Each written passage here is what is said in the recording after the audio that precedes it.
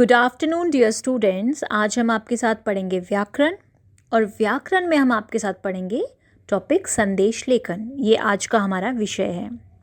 देखिए बेटा, संदेश लेखन कोई नया विषय नहीं है। सदियों पहले कबूतर की सहायता से संदेश भेजा जाते थे। राजा चौराहे पर नगाड़े भिजवाकर, मतलब कोई म्यूजिकल ढोल बजाकर, ठीक है, प्रजा तक अपना संदेश पहुंचाते थे।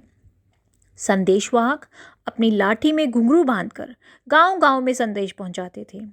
बदलते समय के साथ संदेश में भी परिवर्तन आया। डाकिया चिट्ठियों द्वारा संदेश पहुंचाने लगा। डाकिये का स्थान धीरे धीरे टेलीफोन ने ले लिया और टेलीफोन का स्थान मोबाइल ने, और आजकल व्हाट्सएप के आने के बाद पूरा परिदृश्य ही बदल चुका है। ईमेल, फेसबुक, व्हाट्सएप के माध्यम से अलग अलग प्रारूपों में, यानी प्रारूप का अर्थ होता है फॉर्मेट, अलग अलग प्रारूपों में संदेश भेजे जाते हैं। मुख्य आधार व्हाट्सएप ही है, ठीक है। संदेश का अर्थ ये है कि कोई भी जानकारी, समाचार, आज्ञा या आदेश जब आप पहुंचाते हैं। संदेश जो है वो अनौपचारिक भी हो सकते हैं और औपचारिक भी हो सकते हैं। ये डिपेंड करता है कि आप किसे भेज रहे हैं, ठीक है। यदि तो आप अपने ग्रुप्स, फ्रेंड्स ग्रुप में भेज रहे हैं, रिलेटिव ग्रुप में भेज रहे हैं, तो वो क्या है, वो कैसे होंगे, अनौपचारिक होंगे। बट यदि आप कहीं पे जॉब कर रहे हैं, कहीं पे आप एप्लीकेशन भेज रहे हैं अपने स्कूल में, तो वो औपचारिक होंगे, है ना, फॉर्मल होंगे। तो इसी तरह से संदेश जानकारी का वह छोटा सा टुकड़ा है, या संदेश वह जानकारी है जो आप उस व्यक्ति को देना चाहते हैं जिससे आप सीधा बात नहीं कर सकते। सीबीएसई द्वारा निर्धारित और निर्देशित संदेश लेखन का आश्रय है विभिन्न पर्व, त्योहारों, अवसरों पर भेजे जाने वाले बधाई संदेश, जैसे दिवाली पर, ईद पर, है ना, बैसाखी पर।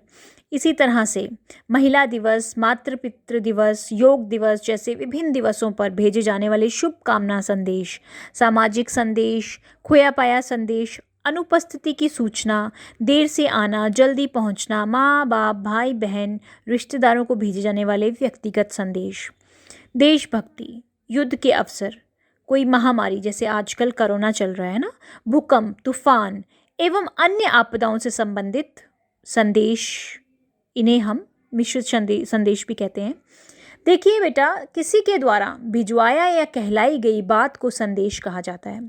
सामान्यतः संदेश का अर्थ है समाचार, खबर, आज्ञा या आदेश।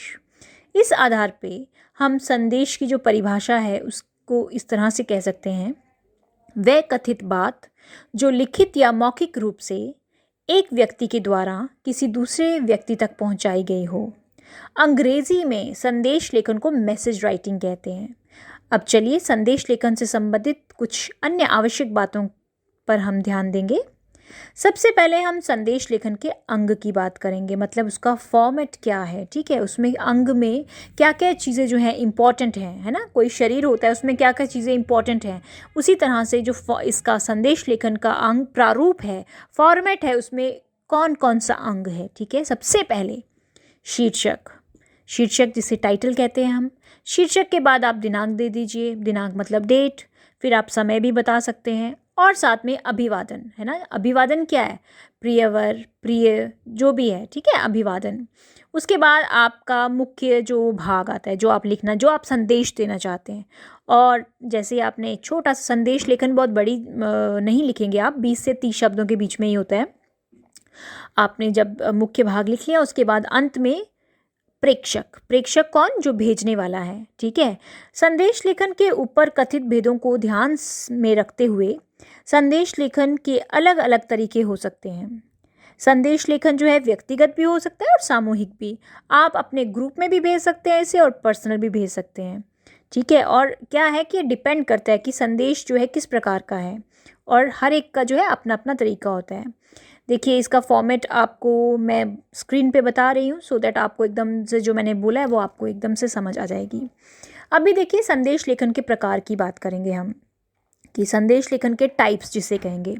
संदेश लेखन के अनेक प्रकार हैं, ठीक है, परंतु यहाँ विशेष रूप से सीबीएसई द्वारा कक्षा 9वीं में शामिल पाठ्यक्रम के आधार पर हम वर्णन करेंगे।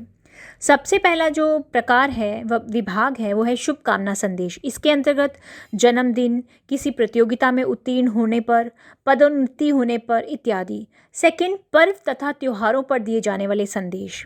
इसमें जैसे स्वतंत्रता दिवस, दिवाली, होली, कोई भी जो त्यौहार है।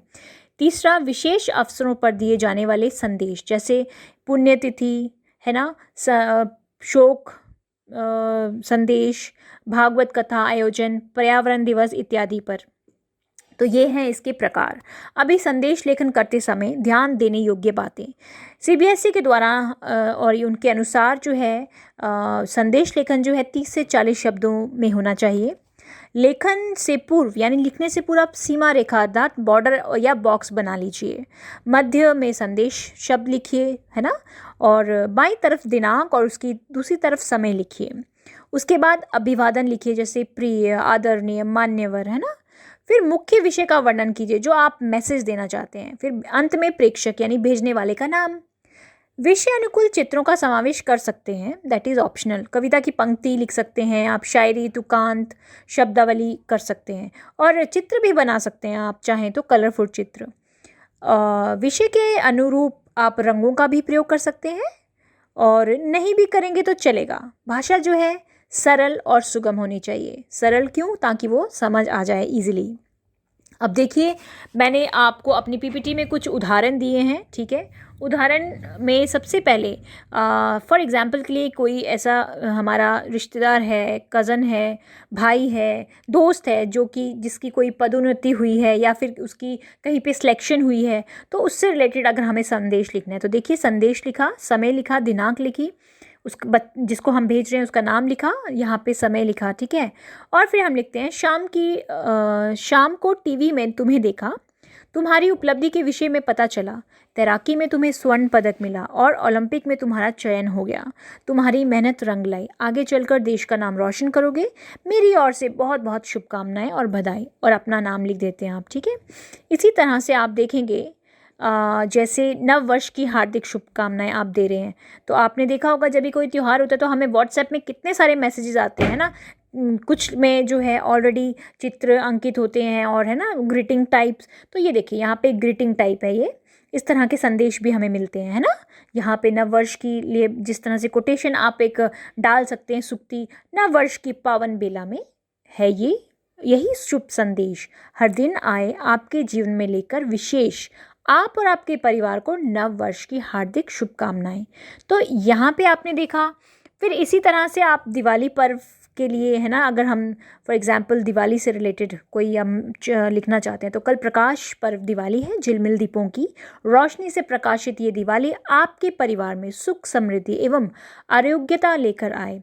इस पावन पर्व पर मेरे परिवार की ओर से हार्दिक शुभकामनाएं। फिर आपका नाम क जो प्रेषक है। इसी तरह से हम बात करें अगले संदेश की, तो भारत माँ के भाल पर सजी स्वर्णिम बिंदी हूँ, मैं भारत की बेटी आपकी अपनी हिंदी हूँ। 14 सितंबर को जब हम हिंदी दिवस मनाते हैं तो ये अगर उस पर संदेश भेजना है हमने एक दूसरे को, इस तरह से भेज सकते हैं। इसके अलावा शौक संदेश, है ना, कोई गम की बात है तो वो उसका फॉर्मेट भी मैंने डाला है, ठीक है, आप देख सकते हैं।